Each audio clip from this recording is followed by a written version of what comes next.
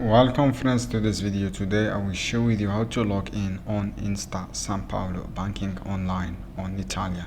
So friends, go to Google and search for Intesa Sanpaolo. Click the first result you can see here on my screen, and then guys go to this option. If I translate on English, click customer access.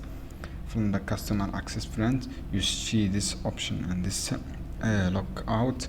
Click login to your online banking. Right here your code is titular, for example this one, and then friends from here write your PIN, and if you don't have this PIN you just click this one and then you will receive your PIN.